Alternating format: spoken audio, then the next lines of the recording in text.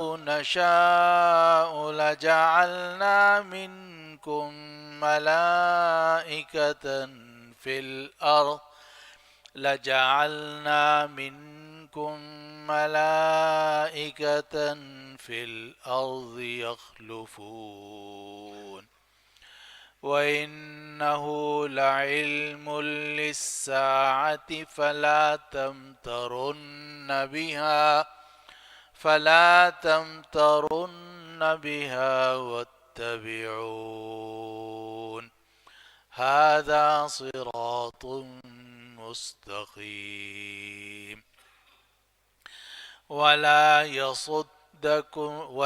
يصدنكم الشيطان إنه لكم عدو مبين ولما جاء عيسى بالبينات قال قد جئتكم بالحكمة ولأبين لكم بعض الذي تختلفون فيه فاتقوا الله وأطيعون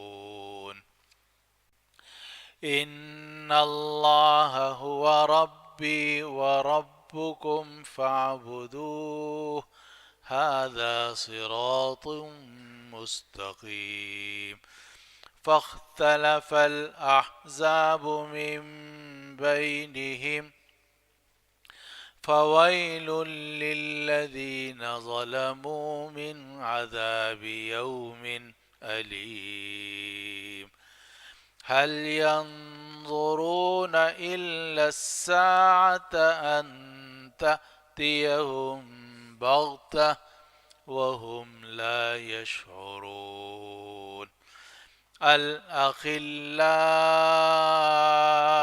يومئذ بعضهم لبعض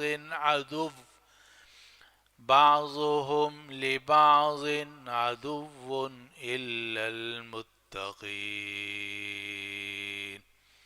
آمنت بالله صدق الله العظيم.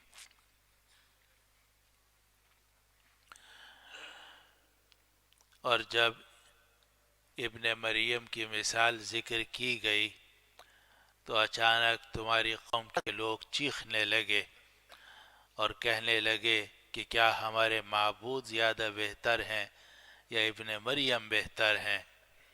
ان لوگوں نے آپ کے سامنے یہ مثال محض جھگڑے کے لیے بیان کی ہے، بلکہ یہ لوگ ہیں ہی جھگڑنے والے.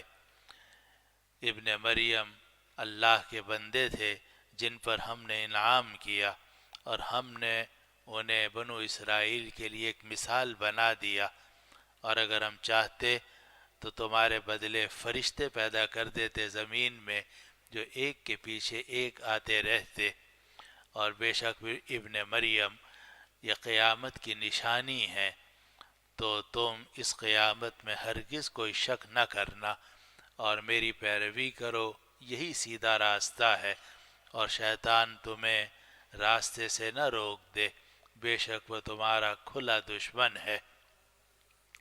اور جب عیسیٰ کھلے دلائل لے کر آئے تو انہوں نے کہا کہ میں تمہارے پاس حکمت کی بات لے کر آیا ہوں، اور تاکہ تمہارے سامنے بیان کر دوں وہ بعض باتیں جن میں تم اختلاف کرتے ہو، تو تم اللہ سے ڈرو اور میری اطاعت اختیار کرو، بے شک اللہ میرا اور تمہارا پروردگار ہے، تو اس کی عبادت کرو، یہی سیدھا راستہ ہے. اس کے بعد مختلف گروہوں نے اختلاف کیا، تو ہلاکت ہے ان لوگوں کے لیے جنہوں نے ظلم کیا دردناک دن والے عذاب سے. جن لوگوں نے ظلم کیا ان کے لیے دردناک دن کے عذاب سے ہلاکت ہے. یہ لوگ نہیں انتظار کر رہے ہیں مگر قیامت کا، کہ وہ قیامت ان کے پاس اچانک آ جائے اور ان کو پتہ بھی نہ چلے. اس دن جتنے دوست ہوں گے سب ایک دوسرے کے دشمن بن جائیں گے، ہاں مگر وہ لوگ جو خدا سے ڈرنے والے تھے. یہ ہے ان آیات مبارکہ کا ترجمہ اور مفہوم جو ابھی ہم نے آپ کے سامنے تلاوت کی، اور یہ سورۃ الزخرف کی آیت نمبر 57 سے لے کر آیت نمبر 67 تک کی آیات ہیں، 57 سے 67 تک کی آیات۔ ان آیات میں سے جو پہلی دو آیتیں ہیں اس کا ترجمہ یہ ہے کہ جب ابن مریم کی مثال ذکر کی گئی تو اچانک تمہاری قوم اس مثال سے چیخنے لگی اور وہ کہنے لگے کہ کیا ہمارا معبود بہتر ہے یا ابن مریم بہتر ہیں، اور ان لوگوں نے آپ کے سامنے اس کی مثال ذکر نہیں کی مگر صرف جھگڑا کرنے کے لیے، بلکہ یہ لوگ ہیں ہی جھگڑنے والے۔ ان دونوں آیتوں کا پس منظر یہ ہے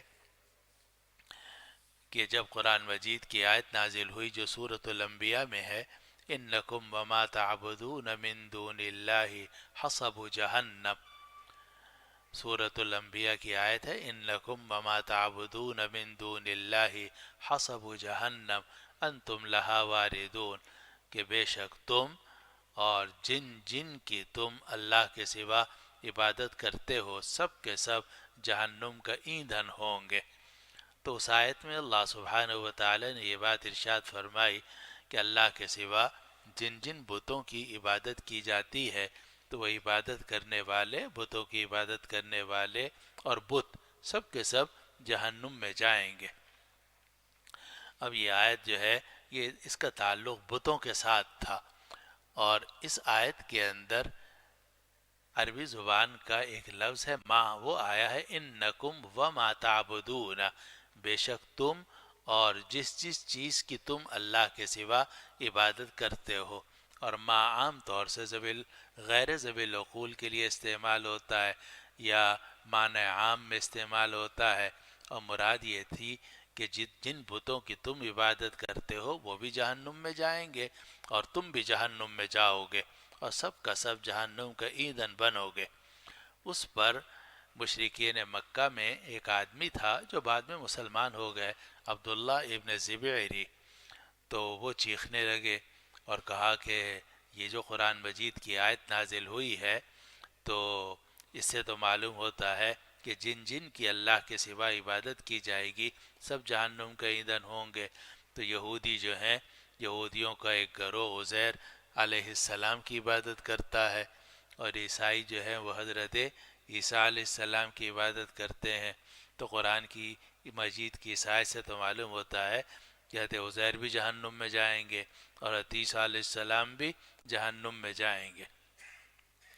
اس کو قرآن مجید نے ذکر کیا اور یہ فرمایا کہ وَلَمَّا ضُرِبَ ابْنُ مَرْيَمَ مَثَلًا، کہ جب ابن مریم کی مثال ذکر کی گئی، اِذَا قَوْمُكَ مِنْهُ يَصِدُّونَ، تو اچانک آپ کی قوم کے لوگ اس مثال سے چیخنے لگے، خوش ہوئے کہ ہمیں اعتراض کا موقع مل گیا۔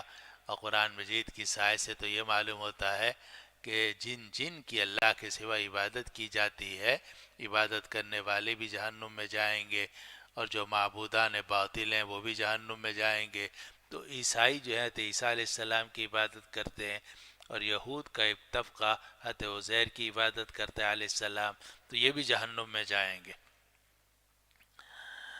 حالانکہ یہ ایک تو گرامر کے اعتبار سے ٹھیک نہیں تھا، اس لیے کہ میں نے عرض کیا کہ بات ہو رہی تھی بتوں کی، کہ بت جہنم میں جائیں گے اور جو بتوں کے پوجنے والے ہیں وہ جہنم میں جائیں گے۔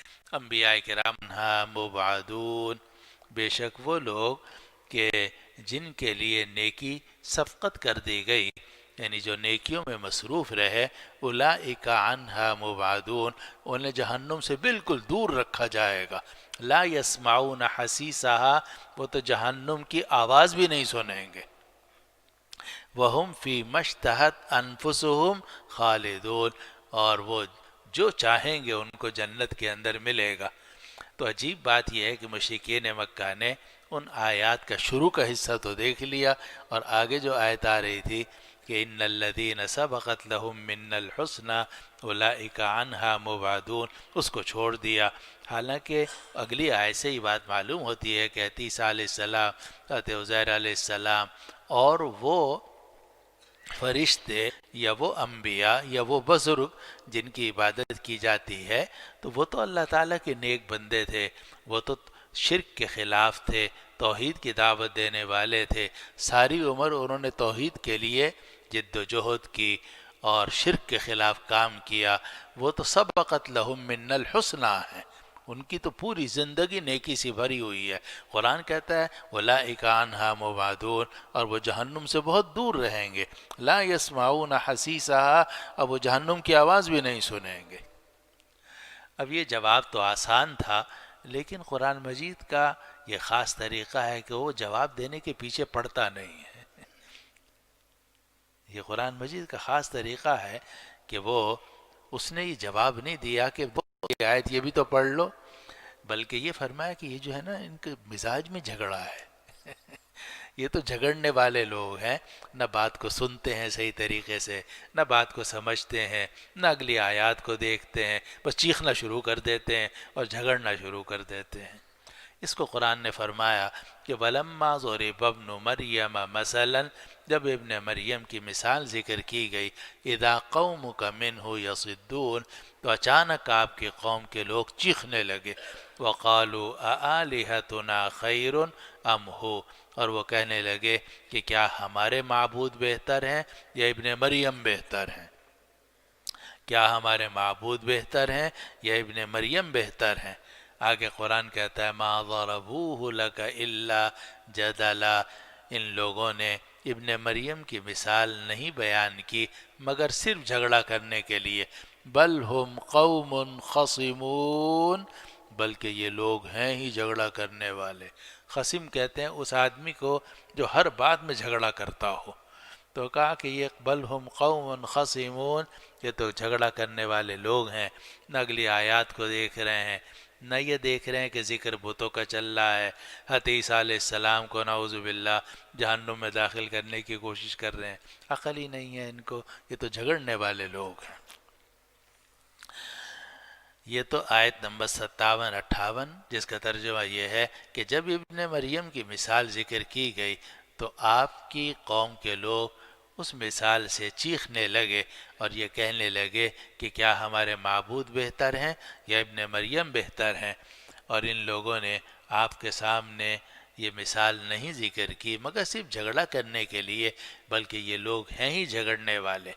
آگے قرآن مجید نے آیت نمبر 59 میں یہ بات ذکر کی کہ عیسیٰ علیہ السلام ابن مریم وہ تو بڑی اونچی شخصیت ہے، اللہ کے خاص نیک بندے تھے، ان ہوا الا عبد انعمنا علیہ، وہ تو اللہ کے بندے تھے، جن پر ہمارے بندے تھے جن پر ہم نے انعام کیا، ان ہوا الا عبد، نہیں تھے وہ مگر بندے، نہیں تھے وہ مگر بندے، یعنی ہمارے بندے تھے، انعمنا علیہ، ہم نے ان پر انعام کیا، وجعلناہ مثلا لبنی اسرائیل، اور ہم نے ان کو مثال بنا دیا تھا بنو اسرائیل کے لیے، ہم نے ان کو بنو اسرائیل کے لیے مثال بنا دیا تھا۔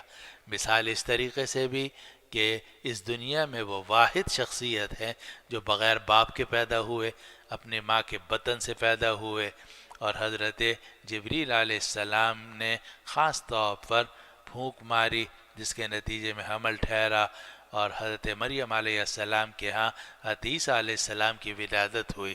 تو یہ ایک ایسی مثال ہے بنو اسرائیل کے لیے اور پوری دنیا کے تمام انسانوں کے لیے کہ واحد مثال ہے کہ ایک بچہ بغیر باپ کے پیدا ہوا، اور اس میں اللہ سبحانہ و تعالی نے اس بات کا اظہار فرما دیا کہ یہ ماں اور باپ صرف واسطے ہیں، یہ پیدا کرنے والے نہیں ہیں، اللہ تعالیٰ چاہیں تو بغیر باپ کے بھی پیدا کر سکتے ہیں، اور جب اللہ تعالیٰ بغیر باپ کے پیدا کر سکتے ہیں تو بغیر جناب ماں باپ کے بھی پیدا کر سکتے ہیں، جیسے ہم مٹی ہو جائیں گے، مٹی میں مٹی ہو جائیں گے، لیکن ہماری جسم کا ایک جز جس کو عجب الذنب کہا جاتا ہے وہ باقی رہے گا، پھر اللہ تعالیٰ ہمیں اس سے پیدا کر دیں گے اور کھڑا کر دیں گے۔ تو اللہ تعالیٰ نے بنو اسرائیل کو ایک مثال بنا دیا پوری دنیا کے تمام انسانوں کے لیے، اس کو آیت نمبر 59 میں فرمایا گیا کہ ان ہوا الا عبد انعمنا علیہ، کہ ابن مریم نہیں تھے مگر بندے جن پر ہم نے انعام کیا، وجعلناہ مثلا لبنی اسرائیل، اور ہم نے ان کو بنو اسرائیل کے لیے مثال بنا دیا۔ آگے آیت نمبر 60 جو عبارت، اس میں آیت یہ ہے کہ وَلَوْ نَشَاءُ لَجَعَلْنَا مِنْكُمْ مَلَائِكَةً فِي الْأَرْضِ يَخْلُفُونَ، اگر ہم چاہیں تو ہم تم سے فرشتے بنا سکتے ہیں جو زمین میں بعد میں رہیں گے۔ اب یہ جو آیت ہے کہ اگر ہم چاہیں لَجَعَلْنَا مِنْكُمْ مَلَائِكَةً، تو ہم تمہارے بدلے فرشتے بنا سکتے ہیں۔ اس کی 3 تفسیریں کی گئی ہیں۔ ایک تفسیر تو علامہ قرطبی، امام ابن کثیر اور جلالین والوں نے کی ہے کہ من جو ہے وہ معنی میں لیا جائے بدل کے، اور یہ من آتا تو سے کے معنی میں ہے، لیکن کبھی کبھار یہ بطور بدل کے بھی استعمال ہوتا ہے، بدلے کے طور پر، جیسا کہ قرآن مجید کی آیت ہے اَرَضِيتُم بِالْحَيَاةِ الدُّنْيَا مِنَ الْآخِرَةِ، کیا تم آخرت کے بدلے میں دنیا کی زندگی پر راضی ہو گئے ہو؟ تو اَرَضِيتُم بِالْحَيَاةِ الدُّنْيَا مِنَ الْآخِرَةِ میں من معنی میں ہے بدلے کے، کہ کیا تم دنیا کی زندگی پر راضی ہو گئے ہو آخرت کے بدلے میں۔ تو اگر بدلے کا ترجمہ کیا جائے تو صورت میں مفہوم یہ ہوگا کہ اگر ہم چاہیں لَجَعَلْنَا مِنْكُمْ، تو تمہارے بدلے اس زمین میں ہم فرشتے لے آئیں۔ اللہ تعالیٰ قادر ہیں تمام انسانوں کو ختم کر دیں اور فرشتے یہاں لے آئیں، ہو تو سکتا ہے، اللہ تعالیٰ قادر مطلق ہے۔ تو فرمایا وَلَوْ نَشَاءُ لَجَعَلْنَا مِنْكُمْ مَلَائِكَةً فِي الْأَرْضِ يَخْلُفُونَ، اگر ہم چاہیں تو ہم تمہارے بدلے فرشتے بنا دیں جو زمین میں ایک دوسرے کی جگہ میں رہیں، تمہارے پیچھے رہیں۔ یہ تو ایک تفسیر ہے۔ دوسری تفسیر بعض علماء نے کی کہ اللہ تعالیٰ اس بات پر بھی قادر ہیں کہ انسانوں کے پیٹ سے فرشتوں کو نکال دیں، بجائے بچے کے فرشتہ پیدا ہونے لگے، اللہ تعالیٰ تو قادر ہیں۔ تو فرمایا وَلَوْ نَشَاءُ لَجَعَلْنَا مِنْكُمْ مَلَائِكَةً فِي الْأَرْضِ يَخْلُفُونَ، اگر ہم چاہیں تو ہم تم سے فرشتے بنا دیں کہ جو زمین میں تمہارے بعد اس دنیا میں رہیں۔ اور تیسری تفسیر حضرت شیخ الہند اور مولانا شبیر احمد عثمانی رحمہ اللہ نے ارشاد فرمائی کہ اس میں اشارہ ہے حضرت عیسیٰ علیہ السلام کی طرف، اور حضرت عیسیٰ علیہ السلام بھی فرشتے کی طرح تھے،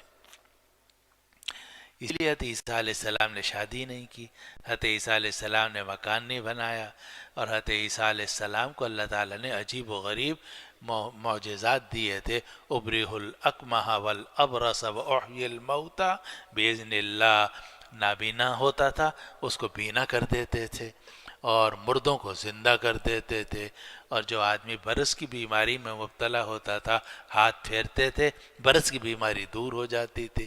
تو جو کام فرشتوں سے لیا جاتا ہے اللہ تعالیٰ نے وہ کام حضرت عیسیٰ علیہ السلام سے لیا۔ اس کو قرآن نے فرمایا کہ وَلَوْ نَشَاءُ لَجَعَلْنَا مِنْكُمْ مَلَائِكَةً، اگر ہم چاہیں تو ہم تم سے فرشتے نکال دیں، بنا دیں، فِي الْأَرْضِ يَخْلُفُونَ، جو زمین میں بعد میں تمہارے بعد یہاں رہیں، جیسے عیسیٰ علیہ السلام فرشتے کی طرح تھے اور وہ اس دنیا میں رہے اور پھر قیامت کے قریب میں پھر نازل ہوں گے۔ آگے آیت نمبر 61 میں فرمایا گیا کہ وَإِنَّهُ لَعِلْمٌ لِلسَّاعَةِ فَلَا تَمْتَرُنَّ بِهَا وَاتَّبِعُونَ، اور بے شک ابن مریم قیامت کی نشانی ہے تو تم قیامت میں شک مت کرو، وَاتَّبِعُونَ، اور میری پیروی کرو، هَذَا صِرَاطٌ مُسْتَقِيمٌ، یہی سیدھا راستہ ہے۔ اب آیت نمبر 61 میں جو فرمایا گیا کہ حضرت عیسیٰ علیہ السلام یعنی ابن مریم قیامت کی نشانی ہے، تو قیامت کی نشانی 2 طریقے سے ہیں۔ ایک تو اس طریقے سے کہ اللہ تعالیٰ نے بغیر باپ کے ان کو پیدا کر دیا، تو گویا اللہ تعالیٰ نے اس بات کو ظاہر کر دیا کہ پیدا کرنے کے لیے ماں باپ کا ہونا کوئی ضروری نہیں ہے، اللہ تعالیٰ چاہے تو بغیر ماں کے بغیر باپ کے پیدا کر سکتا ہے، جیسے حضرت آدم علیہ السلام کو اللہ تعالیٰ نے بغیر ماں اور باپ کے پیدا کر دیا تھا، اور جیسے کہ حضرت عیسیٰ علیہ السلام کو بغیر باپ کے پیدا کر دیا گیا تھا، اور جیسا کہ ہم سب انسانوں کو دوبارہ زندہ کیا جائے گا تو ماں باپ سے تھوڑی پیدا کیا جائے گا، بلکہ ہر آدمی کو کھڑا کر دیا جائے گا۔ تو اس لحاظ سے حضرت عیسیٰ علیہ السلام قیامت کی نشانی ہے۔ یہ تو ایک تفسیر ہے جس کو کئی علماء نے اختیار کیا، لیکن اس کی ایک اور دوسری تفسیر بھی ہے جو بہت سارے علماء نے جسے اختیار کیا، وہ یہ ہے کہ اس آیت میں اشارہ ہے کہ حضرت عیسیٰ علیہ السلام ابن مریم قیامت کے قریب نازل ہوں گے، اور جب وہ نازل ہوں گے اب سمجھ جاؤ کہ قیامت قریب آ گئی۔ اس کو فرمایا وَإِنَّهُ لَعِلْمٌ لِلسَّاعَةِ، اور بے شک ابن مریم قیامت کی علامت ہے۔ ابن مریم قیامت کی علامت ہے، یعنی جب حضرت عیسیٰ ابن مریم آسمان سے نازل ہوں گے دمشق کے جامع مسجد کے مینارے پر، اور وہاں سے وہ نیچے اتر کر آئیں گے اور جناب مسلمانوں کی قیادت کریں گے، تو یہ علامت ہوگی اس بات کی کہ اب قیامت بہت قریب آ گئی ہے۔ اس کو قرآن کہتا ہے وَإِنَّهُ لَعِلْمٌ لِلسَّاعَةِ، اور بے شک ابن مریم یہ قیامت کی نشانی ہے، یعنی ان کا آنا قیامت کی نشانی ہوگا۔ فَلَا تَمْتَرُنَّ بِهَا، تو قیامت میں ہرگز شک مت کرو، وَاتَّبِعُونَ، اور میری پیروی کرو۔ رسول اللہ صلی اللہ علیہ وسلم کی زبان سے خطاب کر کے فرمایا گیا کہ وَاتَّبِعُونَ، میری پیروی کرو، هَذَا صِرَاطٌ مستقیم، یہ سیدھا راستہ ہے۔ وَلَا يَصُدَّنَّكُمُ الشَّيْطَانُ، اور شیطان ہرگز تمہیں راستے سے نہ روکے، إِنَّهُ لَكُمْ عَدُوٌّ مُّبِينٌ، وہ بے شک تمہارا کھلا دشمن ہے۔ شیطان کی پوری کوشش یہ ہوتی ہے کہ میں مسلمانوں کو، انسانوں کو جنت کی طرف نہ جانے دوں، جنت کی طرف نہ جانے دوں، اور جب وہ کسی انسان کو دیکھتا ہے کہ جنت کی طرف چل پڑا ہے سخت پریشان ہوتا ہے، اور اس آدمی کو وسوسے ڈالنے کی، تنگ کرنے کی بہت کوشش کرتا ہے۔ ہمارے شیخ تھے حضرت مولانا مسیح اللہ صاحب قدس اللہ سرہ، تو وہ ایک مرتبہ فرمانے لگے کہ جو لوگ شیطانی کاموں میں لگے ہوئے ہوتے ہیں اور جہنم کے راستے پر چل رہے ہوتے ہیں، شیطان ان کو زیادہ تنگ نہیں کرتا، بلکہ تنگ کرتا ہی نہیں، اس لیے کہ وہ تو اس کے راستے پر چل ہی رہے ہیں، جہنم کی طرف جا ہی رہے ہیں۔ شیطان زیادہ تنگ کرتا ہے ان نیک لوگوں کو کہ جو جنت کے راستے پر چل رہے ہوں۔ اسی لیے آپ نے دیکھا ہوگا کہ جب تک آپ لوگوں کو نیکی کی توفیق نہیں تھی، آوارہ تھے، تو جناب نہ خیالات آتے تھے، نہ وسوسے آتے تھے، اور نہ پریشانیاں ہوتی تھیں، لیکن جب سے آپ نیک ہونے شروع ہوئے اب طرح طرح کے خیالات آنے لگے، تو پریشانیاں محسوس ہونے لگیں۔ حالانکہ یہ خیالات، یہ پریشانیاں صرف دماغی ہیں، ورنہ جو باہر حالات ہیں وہ تو ویسے ہی ہیں جیسے پہلے تھے۔ لیکن جب انسان اللہ تعالیٰ کے راستے پر چلتا ہے، جنت کی طرف بڑھتا ہے، تو شیطان اس کو اتنا تنگ کرتا ہے، اتنا تنگ کرتا ہے کہ کسی طریقے سے یہ جنت کا راستہ چھوڑ دے، تنگ آ کر نماز چھوڑ دے اور نیکی چھوڑ دے، تنگ آ جائے کسی طریقے سے۔ اسی کو قرآن نے فرمایا وَلَا يَصُدَّنَّكُمُ الشَّيْطَانُ، شیطان ہرگز تمہیں راستے سے نہ روکے۔ کیا مطلب کہ تم لوگ جنت کے راستے پر جا رہے ہو، نماز پڑھ رہے ہو، روزہ رکھ رہے ہو، زکوٰۃ دے رہے ہو، حج کر رہے ہو، تلاوت کر رہے ہو، اللہ کا ذکر کر رہے ہو، لیکن شیطان تمہیں ہرگز نہ روکے۔ کیوں؟ إِنَّهُ لَكُمْ عَدُوٌّ مُّبِينٌ، بے شک وہ تمہارا کھلا دشمن ہے۔ یہ تو نبی کریم صلی اللہ علیہ وسلم نے نصیحت فرمائی۔ آگے قرآن یہ بتاتا ہے آیت نمبر 63 اور 64 میں کہ جب حضرت عیسیٰ ابن مریم علیہ السلام اس دنیا میں آئے تھے، انہوں نے بھی وہی بات کہی تھی جو نبی کریم صلی اللہ علیہ وسلم اب کر رہے ہیں۔ چنانچہ قرآن کہتا ہے آیت نمبر 63 میں کہ وَلَمَّا جَاءَ عِیسیٰ بِالْبَيِّنَاتِ، اور جب عیسیٰ کھلے دلائل لے کر آئے، قَالَ قَدْ جِئْتُكُمْ بِالْحِکْمَةِ، تو وہ کہنے لگے میں تمہارے پاس دانائی کی بات لے کر آیا ہوں، وَلِأُبَيِّنَ لَكُمْ بَعْضَ الَّذِي تَخْتَلِفُونَ فِيهِ، اور تاکہ میں تمہارے سامنے بیان کر دوں وہ بعض باتیں جن میں تم اختلاف کر رہے ہو۔ حضرت موسیٰ علیہ السلام کے بعد لوگوں میں اختلاف شروع ہو گیا تھا، کچھ حق پر تھے، کچھ باطل پر تھے، حق اور باطل گڑبڑ ہونے لگا تھا، تو حضرت عیسیٰ علیہ السلام نے آ کر اس اختلاف کو ختم کیا، حق کو ایک طرف کر دیا، باطل کو دوسری طرف کر دیا، حق اور باطل علیحدہ علیحدہ کر دیا۔ اس کو اللہ سبحانہ وتعالی یہاں فرما رہے ہیں کہ وَلَمَّا جَاءَ عِيسَى بِالْبَيِّنَاتِ، جب عیسیٰ کھلے دلائل لے کر آئے، قَالَ قَدْ جِئْتُكُمْ بِالْحِكْمَةِ، تو انہوں نے آ کر یہ کہا کہ میں تمہارے پاس حکمت کی بات لے کر آیا ہوں۔ حکمت کہتے ہیں ایسی بات کو جو شریعت کے بھی مطابق ہو اور عقل کے بھی مطابق ہو، انسانی فطرت کے بھی مطابق ہو، اور انسانی ذہن اس کو آسانی سے قبول کر لے، یہ حکمت کی بات۔ اسی لیے قرآن مجید میں یہ فرمایا کہ ادعو الی سبیل ربک بالحکمہ، اپنے پروردگار کے راستے کی طرف بلاؤ حکمت کے ساتھ، یعنی ایسے الفاظ، ایسے طریقے سے اللہ تعالیٰ کی طرف دعوت دو کہ جو شریعت کے بھی مطابق ہوں، عقل کے بھی مطابق ہوں، انسانی فطرت کے بھی مطابق ہوں، اور آدمی آرام سے اس دین کی دعوت کو قبول کر لے، یہ حکمت کی بات۔ کیونکہ بعض اوقات ایسا ہوتا ہے کہ آدمی بات تو حق کہتا ہے لیکن ایک ڈنڈا سا مار دیتا ہے، نتیجہ ہے کہ دوسرا آدمی چڑھ جاتا ہے اور قبول نہیں کرتا۔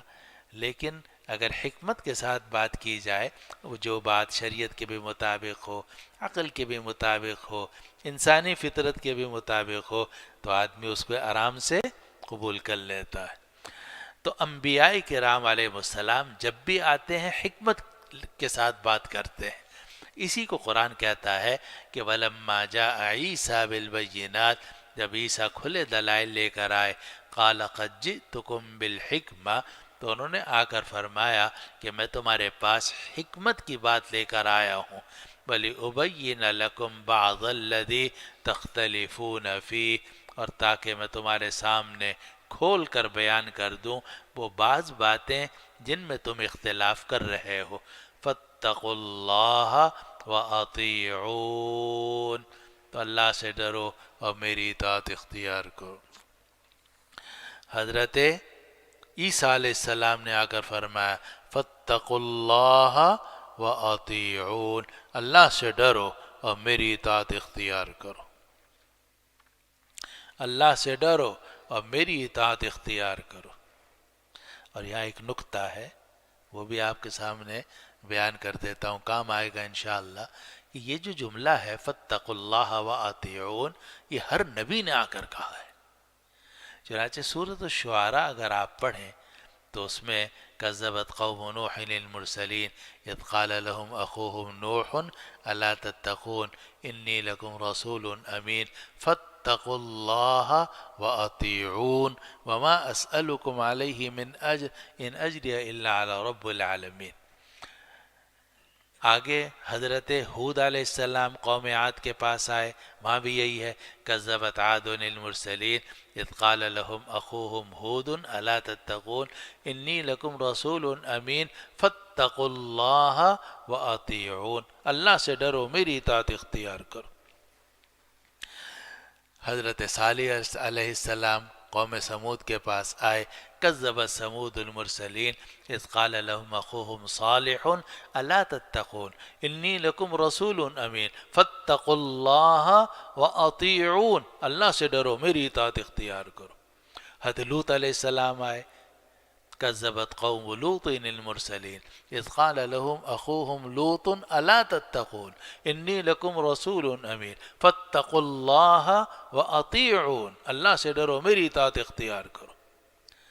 حضرت شعیب علیہ السلام آئے قوم مدین پر، کذب اصحاب الایکۃ المرسلین اذ قال لهم شعیب الا تتقون انی لکم رسول امین فاتقوا اللہ واطیعون۔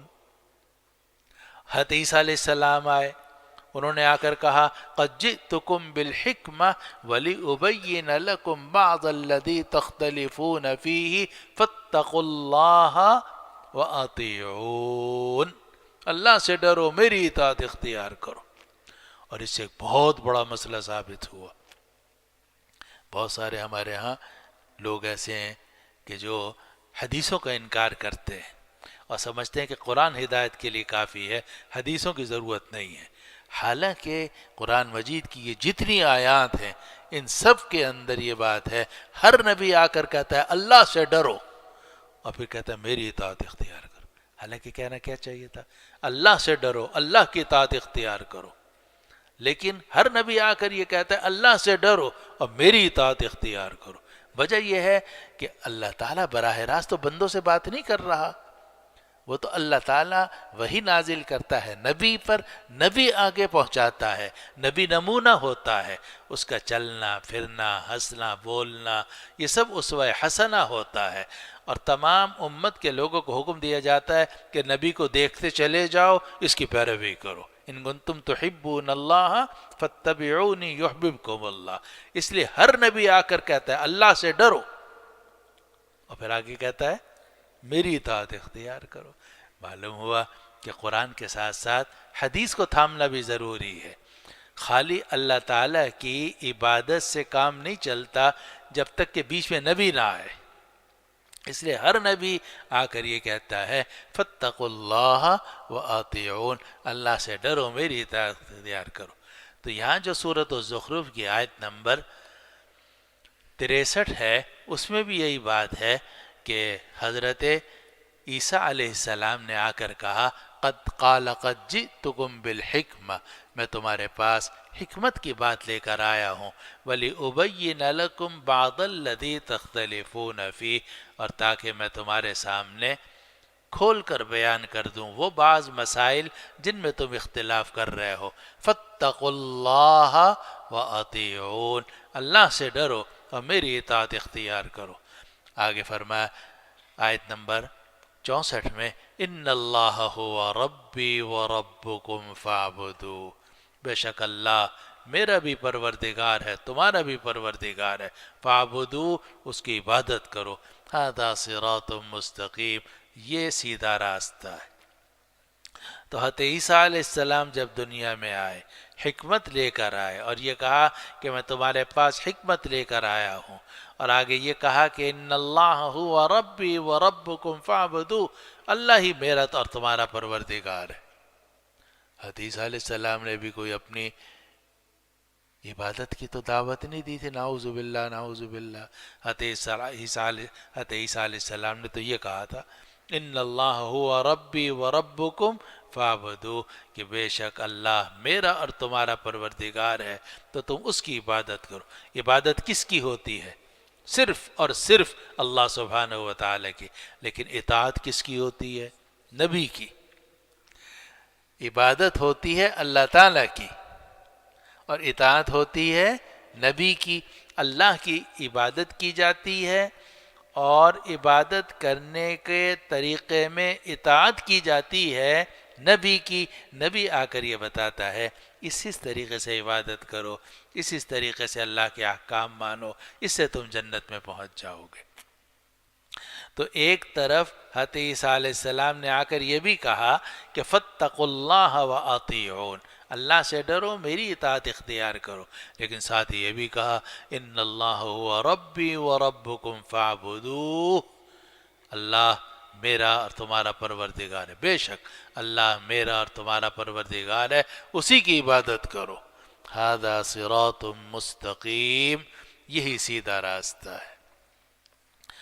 آگے آیت نمبر 65 میں اللہ تعالیٰ یہ بات ارشاد فرماتے ہیں کہ حضرت عیسیٰ علیہ السلام نے تو توحید کی دعوت دی تھی اور اس بات پر زور دیا تھا کہ صرف اللہ کی عبادت کی جائے گی، لیکن آگے جو ان کے ماننے والے تھے ان میں اختلاف ہو گیا اور انہوں نے طرح طرح کی ایسی باتیں ایجاد کر لیں جو حضرت عیسیٰ علیہ السلام نے ارشاد نہیں فرمائی تھی آنے والی نسلوں نے۔ قرآن کہتا ہے فاختلف الاحزاب من بینہم، پھر ان کے درمیان کئی گروہوں میں اختلاف ہو گیا۔ ان کے درمیان کئی گروہوں میں اختلاف ہو گیا۔ فویل للذین ظلموا من عذاب یوم علیم، تو جن لوگوں نے ظلم کیا ان کے لیے ہلاکت ہے دردناک دن کے عذاب سے۔ قیامت کا دن بڑا عذاب علیم کا دن ہے، دردناک عذاب والا دن ہے، اس میں ظالموں کو اپنے ظلم کی سزا بھگتنی ہوگی۔ تو قرآن مجید نے آیت نمبر 65 میں فرمایا فاختلف الاحزاب من بینہم، تو ان سب کے درمیان مختلف گروہوں نے اختلاف کیا، آپس میں ان گروہوں نے اختلاف کیا۔ فویل للذین ظلموا، تو ظالموں کے لیے ہلاکت ہے، من عذاب یوم علیم، اس دن کے عذاب سے جو بڑا دردناک ہوگا۔ آگے آیت نمبر 66 میں اللہ تعالیٰ نے یہ بات ارشاد فرمائی کہ یہ لوگ جو ہے نا ٹالتے جاتے ہیں، اور یہ ہر انسان کی فطرت ہوتی ہے کہ شیطان اس کو کوشش کرتا ہے کہ آج وہ کام نہ کرے، کل توبہ کریں گے، کل کریں گے، نیکی کریں گے، کل کریں گے، ذرا بوڑھے ہو جائیں پھر عبادت کریں گے، تو وہ ٹالتے رہتے ہیں۔ اس ٹالنے کے نتیجے میں یہ ہوتا ہے کہ آدمی کی زندگی خطرے میں پڑ جاتی ہے، اور اللہ پناہ میں رکھے موت آ جاتی ہے اور آدمی کو توبہ کی توفیق نہیں ہوتی۔ اس کو قرآن کہتا ہے هل ينظرون الا الساعة ان تأتيهم بغتة، یہ لوگ نہیں انتظار کر رہے ہیں مگر قیامت کا کہ قیامت اچانک ان کے پاس آ جائے گی۔ وَهُمْ لَا يَشْعُرُونَ، اور ان کو اندازہ بھی نہیں ہوگا۔ اور یہ بات ہم آپ کو پہلے بھی بتا چکے کہ قیامت دو قسم کی ہوتی ہے، ایک بڑی قیامت، ایک چھوٹی قیامت۔ بڑی قیامت جب آئے گی وہ بھی اچانک آئے گی، اور چھوٹی قیامت وہ بھی اچانک آتی ہے۔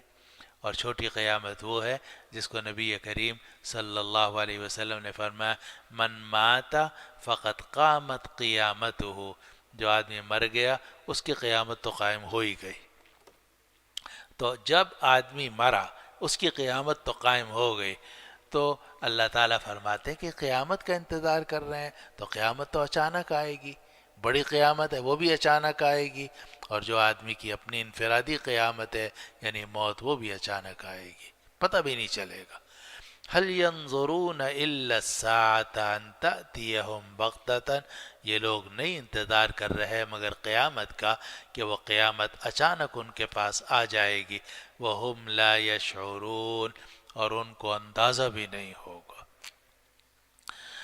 آج کے درس کی آخری آیت، آیت نمبر 67 میں ارشاد ہے الأخلاء يومئذ بعضهم لبعض عدو الا المتقین، جتنے دوست ہیں وہ اس دن یعنی قیامت کے دن ان میں سے بعض کے دشمن ہوں گے۔ جتنے دوست ہیں آج جو گناہوں میں ایک دوسرے کے ساتھ تعاون کرتے ہیں، دوستی کرتے ہیں، رشوت میں، زنا میں، شراب میں اور دوسرے گناہوں میں، چوری میں، ڈاکے میں، جو ایک دوسرے کے ساتھ تعاون کرتے ہیں، ایک دوسرے کے دوست بنے ہوئے ہیں، یہ دوستی صرف یہی ہے، سانس جب تک چل رہا ہے، اور جیسے ہی آخرت میں پہنچیں گے یہ ایک دوسرے کے بدترین دشمن ہوں گے۔ ایک کہے گا تو نے مجھے گناہوں پہ آمادہ کیا، دوسرا کہے گا نہیں تو بھی میرے ساتھ شریک تھا، تو خود گناہ میں مبتلا ہوا ہے۔ دونوں ایک دوسرے کو الزام دیں گے، جیسا کہ قرآن مجید میں کئی جگہوں میں یہ مناظرہ ذکر کیا گیا ہے۔ تو اللہ سبحانہ وتعالی نے آیت نمبر 67 میں ارشاد فرمایا الاخلاء یومئذ بعضهم لبعض عدو، جتنے بھی دوست ہیں وہ اس دن بعض کے لیے دوست، بعض کے لیے دشمن ہوں گے۔ یہ دوست ایک دوسرے کے لیے دشمن ہوں گے، یہ دوست اس دن میں یعنی قیامت کے دن میں ایک دوسرے کے دشمن ہوں گے۔ الاخلاء یومئذ بعضهم لبعض عدو، دوست اس دن بعض کے دشمن ہوں گے، الا المتقین، ہاں مگر متقی لوگ وہ دشمن نہیں ہوں گے، کیونکہ جو متقی لوگ ہیں ان کی دوستی حرام کاموں کے لیے نہیں ہوتی. ان کی دوستی چوری، ڈاکے، رشوت، زنا، شراب نوشی کے لیے نہیں ہوتی. ان کی دوستی جنت کے لیے ہوتی ہے، جنت کے راستوں کے لیے ہوتی ہے. وہ دوستی قیامت کے دن بھی کام آئے گی. وہ دوستی قیامت کے دن بھی کام آئے گی. چنانچہ ایک آدمی دوسرے کی سفارش کرے گا، اللہ تعالیٰ فرمائیں گے تم جنت میں چلے جاؤ. وہ کہے گا اے پروردگار میرا فلاں دوست ہے اور اس نے جناب مجھے نیکی کا راستہ دکھایا تھا، اب وہ تو نظر نہیں آ رہا، اس کو بھی آپ میرے ساتھ بھیجیں. اللہ تعالیٰ اس کی بھی سفارش قبول فرما لیں گے. تو جو متقی لوگ ہیں وہ تو آخرت میں بھی ایک دوسرے کے دوست ہوں گے، لیکن جو متقی نہیں ہے وہ آخرت میں پہنچ کر ایک دوسرے کے دشمن ہو جائیں. اور قرآن مجید نے سورۃ الفرقان کے اندر ایک جگہ میں یہ بات ارشاد فرمائی ہے کہ جب وہاں پہنچیں گے قیامت کے دن تو آدمی کہے گا یا ویلتا لیتنی لم اتخذ فلانا خلیلا. اس سے پہلے کیا ہے یہ وَيَوْمَ يَعَضُّ الظَّالِمُ عَلَى يَدَيْهِ. یہ وہ دن ہوگا کہ ظالم اپنے ہاتھوں کو کاٹے گا. یعنی آپ کو جب بہت تکلیف ہوتی ہے اللہ پناہ میں رکھ کے تو آدمی اپنے ہاتھوں کو کاٹتا ہے. تکلیف کہیں اور ہو رہی ہے لیکن ہاتھوں کو کاٹتا ہے تاکہ اس تکلیف کا کچھ اثر ادھر منتقل ہو جائے تو اس تکلیف کے اندر کچھ کمی آ جائے. اللہ پناہ میں رکھے. تو قرآن کہتا ہے وَيَوْمَ يَعَضُّ الظَّالِمُ عَلَى يَدَيْهِ. یہ وہ دن ہوگا کہ ظالم اپنے ہاتھوں کو کاٹ رہا ہوگا. یقول یا لیتنی لم اتخذ یا ویلتا لیتنی لم اتخذ فلانا خلیلا. ہائے کاش میں، ہائے افسوس، کاش میں فلاں کو اپنا دوست نہ بناتا، کاش میں فلاں کو اپنا دوست نہ بناتا. یا ویلتا لیتنی، ہائے کاش، لیتنی لم اتخذ فلانا خلیلا، میں فلاں کو اپنا دوست نہ بناتا. اس لیے میرے دوستوں، ساتھیوں، خاص طور پر جو نوجوان ساتھی یہاں بیٹھے ہیں ان سے میری گزارش ہے کہ آدمی زیادہ جو خراب ہوتا ہے دوستوں کی وجہ سے خراب ہوتا ہے. یاد رکھو یہ دوستی آدمی کو بہت خراب کرتی ہے. آدمی بسا اوقات ٹھیک ہوتا ہے، ماں بھی اچھی، باپ بھی اچھا اور جناب ماحول بھی اچھا، لیکن کوئی دوست خراب مل جاتا ہے اس کو. اسکول کا دوست ہے، مدرسے کا دوست ہے، کالج کا دوست ہے، یا جناب کلیگ ہے کسی دفتر میں، بس وہ آدمی کو غلط راستے پر لگا دیتا ہے. اور اللہ پناہ میں رکھے اچھا خاصا آدمی جو ماں باپ کے اعتبار سے، گھرانے کے اعتبار سے شریف اور نیک ہوتا ہے، ان دوستوں کی وجہ سے بدکار ہوتا چلا جاتا ہے اور طرح طرح کے گناہوں میں، چوری میں، ڈاکے میں اور کن کن گناہوں میں ملوث ہو جاتا ہے. قرآن نے یہ فرمایا کہ جب یہ آدمی وہاں پہنچے گا تو کہے گا کہ یا ویلتا لیتنی، اپنے ہاتھوں کو کاٹے گا اور کہے گا کہ یا ویلتا لیتنی لم اتخذ فلانا خلیلا لقد اضلنی عن الذکر بعد اذ جاءنی وکان الشیطان للانسان خذولا. اسی لیے ہمارے سارے بزرگ ہمیں تلقین کرتے تھے کہ بری دوستی سے بچو، برے دوستوں سے بچو. اول تو دوستی کرنی نہیں چاہیے. محبت سب سے رکھو، سلام دعا سب سے رکھو، میل ملاقات سب سے رکھو. کسی کے کام آ سکتے ہو کام آ جاؤ. یہ ہے دنیا میں صحیح طریقے سے زندگی گزارنا. لیکن گہری دوستی یہ عام طور سے آدمی کو گمراہی پر اور جناب گناہوں پر آمادہ کرتی ہے. تو اللہ تعالیٰ نے سورۃ الفرقان میں بھی یہ بات فرمائی کہ آدمی تمنا کرے گا کہ کاش میں فلاں کو دوست نہ بناتا. اور یہاں قرآن مجید نے سورۃ الزخرف کی آیت نمبر 67 میں فرمایا الاخلاء یومئذ بعضهم لبعض عدو. جتنے دوست ہیں قیامت کے دن سب ایک دوسرے کے دشمن ہوں گے الا المتقین. ہاں مگر متقی لوگ جو خدا سے ڈرنے والے ہیں ان کی دوستی وہاں بھی کام آئے گی. اور جس نے راستہ دکھایا ہوگا اور جو اس کے راستے پر چلے گا وہ دونوں ایک دوسرے کے کام آئیں گے. ہمارے کئی بزرگ، ہمارے قریب کے بزرگ، میرے شیخ حضرت نواف قیصر صاحب رحمۃ اللہ علیہ کبھی کبھار ہاتھ پکڑ لیتے تھے، یا میں سہارا دینے کے لیے، بوڑھے تھے حضرت، میں ہاتھ پکڑ لیتا تھا تو فرماتے تھے کہ تم نے ہاتھ پکڑا ہے، دیکھو وہاں قیامت میں بھی مجھے ہاتھ پکڑ لینا میرا۔ اور ہمارے بزرگ فرماتے ہیں کہ کبھی تو شیخ مرید کو لے جائے گا، کبھی مرید شیخ کو لے جائے گا۔ بسا اوقات جو ہے نا وہ شیخ افضل ہوتا ہے، بہت اللہ والا ہوتا ہے، وہ مرید کو لے جاتا ہے، اور کبھی الٹ ہوتا ہے کہ مرید بہت نیک ہوتا ہے، شیخ دیکھنے میں نیک ہوتا ہے، اندر سے اتنا نیک نہیں ہوتا، تو مرید اس کا ہاتھ پکڑ کے جنت میں لے جاتا ہے۔ تو ہمارے جو اکابر تھے تو وہ ایسی دوستی کو پسند کرتے تھے کہ جو اللہ کے لیے ہو اور دین کے لیے ہو۔ قرآن نے بھی فرمایا کہ جتنے دوست ہیں وہ قیامت کے دن پہنچ کے سب ایک دوسرے کے دشمن ہوں گے، الا المتقین، مگر خدا سے ڈرنے والے۔ ان کی دوستی دنیا میں بھی اچھی تھی، آخرت میں بھی کام آئے گی۔ یہاں تک کا ترجمہ پھر سے سن لیجیے، آیت نمبر 57 سے 67۔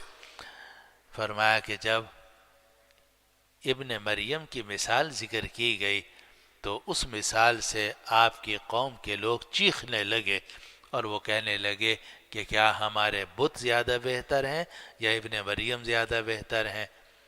انہوں نے آپ کے سامنے یہ مثال نہیں ذکر کی مگر صرف جھگڑا کرنے کے لیے، بلکہ یہ لوگ ہیں ہی بہت جھگڑا کرنے والے۔ نہیں تھے ابن مریم مگر اللہ کے بندے جن پر ہم نے انعام کیا، اور ہم نے ان کو بنو اسرائیل کے لیے مثالی نمونہ بنا دیا تھا، اور اگر ہم چاہیں تو تمہارے بدلے فرشتے بنا دیں جو زمین میں تمہارے پیچھے رہیں، اور بے شک ابن مریم قیامت کی نشانی ہے، تو تم قیامت میں شک مت کرنا اور میری پیروی کرو، یہی سیدھا راستہ ہے، اور شیطان تمہیں سیدھے راستے سے نہ روکے، بے شک وہ تمہارا کھلا دشمن ہے۔ اور جب عیسیٰ کھلے دلائل لے کر آئے تو انہوں نے آ کر فرمایا کہ میں تمہارے پاس حکمت کی بات لے کر آیا ہوں، اور تاکہ میں تمہارے سامنے بیان کر دوں وہ بعض مسائل جن میں تم اختلاف کر رہے ہو، تو اللہ سے ڈرو اور میری اطاعت اختیار کرو، بے شک اللہ میرا اور تمہارا پروردگار ہے، تو تم اس کی عبادت کرتے رہو، یہی سیدھا راستہ ہے۔ پھر ان کے درمیان کئی گروہوں نے اختلاف کر لیا، تو جو ظالم لوگ ہیں ان کے لیے ہلاکت ہے اس دن کے عذاب سے جو بڑا دردناک ہوگا۔ یہ لوگ نہیں انتظار کر رہے ہیں مگر قیامت کا، کہ قیامت اچانک ان پر آ جائے گی اور ان کو اندازہ بھی نہیں ہوگا۔ اس دن جتنے دوست ہیں ان میں سے بعض بعض کے دشمن بن جائیں گے، ہاں مگر وہ لوگ جو خدا سے ڈرنے والے ہیں۔ دعا کر لیجیے۔ الحمد للہ رب العالمین والعاقبۃ للمتقین، والصلاة والسلام علی سیدنا وشفیعنا ومولانا محمد وعلی آلہ واصحابہ اجمعین۔ یا ارحم الراحمین یا رب العالمین، ہمارے گھروں سے نکلنے کو اپنی بارگاہ میں قبول فرما لیجئے، ہماری اس حاضری کو قبول فرما لیجئے۔ یا اللہ ہمیں ان لوگوں میں شامل فرما دیجئے جو امت کے بہترین لوگ ہیں، جن کے بارے میں آپ کے نبی صلی اللہ علیہ وسلم کا ارشاد ہے کہ تم میں بہترین لوگ وہ ہیں جو قرآن سیکھنے والے، قرآن سکھانے والے ہوں۔ خیرکم من تعلم القرآن وعلمہ۔ یا اللہ ہمیں امت کے بہترین لوگوں میں شامل فرما دیجئے، ہمیں قرآن مجید سیکھنے والا، قرآن مجید سکھانے والا بنا دیجئے۔ یا اللہ ہمیں قرآن مجید کی تلاوت کا عادی بنا دیجئے۔ یا اللہ ہمیں پابندی سے قرآن مجید کی تلاوت کرنے کی توفیق عطا فرما۔ اللہم آنس وحشتنا فی قبورنا، اللہم ارحمنا بالقرآن العظیم واجعلہ لنا اماما ونورا وہدا ورحمہ، اللہم ذکرنا منہ ما نسینا وعلمنا منہ ما جہلنا وارزقنا تلاوتہ آناء اللیل وآناء النہار واجعلہ لنا حجتا یا رب العالمین۔ یا اللہ اس قرآن حکیم کی برکت سے ہمارے تمام چھوٹے بڑے گناہوں کو معاف فرما، ہماری خطاؤں کو معاف فرما، ہماری لغزشوں کو معاف فرما۔ یا اللہ اس قرآن حکیم کی برکت سے، اپنی رحمت سے، اور نبی کریم صلی اللہ علیہ وسلم کے وسیلے سے ہماری دنیا بھی اچھی فرما، آخرت بھی اچھی فرما۔ ربنا آتنا في الدنيا حسنة وفي الآخرة حسنة وقنا عذاب النار. اللهم إنا نسألك تمام العافية، ونسألك دوام العافية، ونسألك الشكر على العافية، ونسألك الغنى عن الناس. یا اللہ یا ارحم الراحمین، ہمارے جتنے متعلقین احباب اور جاننے والے دنیا سے چلے گئے، یا اللہ ان کی کامل مغفرت فرما. یا اللہ جو مریض ہیں انہیں صحت عطا فرما. یا اللہ بیماروں کو شفا عطا فرما. یا اللہ جو بے روزگار ہیں حلال روزگار عطا فرما. جو مقروض ہیں ان کو قرضے سے نجات عطا فرما. ہم سب کو رزق حلال بابرکت عطا فرما. ہم سب کو رزق کی تنگی سے محفوظ فرما. یا اللہ جو بے گھر ہیں انہیں ذاتی گھر عطا فرما. یا اللہ جو بے اولاد ہیں اپنے فضل و کرم سے انہیں اولاد صالح نرینہ عطا فرما. یا اللہ جو پریشان ہیں ان کی پریشانیاں دور فرما. یا اللہ جن کے مسائل الجھے ہوئے ہیں یا اللہ ان کے مسائل کو سلجھا دیجئے. ہم سب کو عافیت والی زندگی نصیب فرمائیے. سبحان ربک رب العزت عما یصفون وسلام علی المرسلین والحمد للہ رب العالمین. وصلی اللہ وسلم وبارک علی حبیبنا وسیدنا وشفیعنا ومولانا محمد وعلى آلہ واصحابہ اجمعین.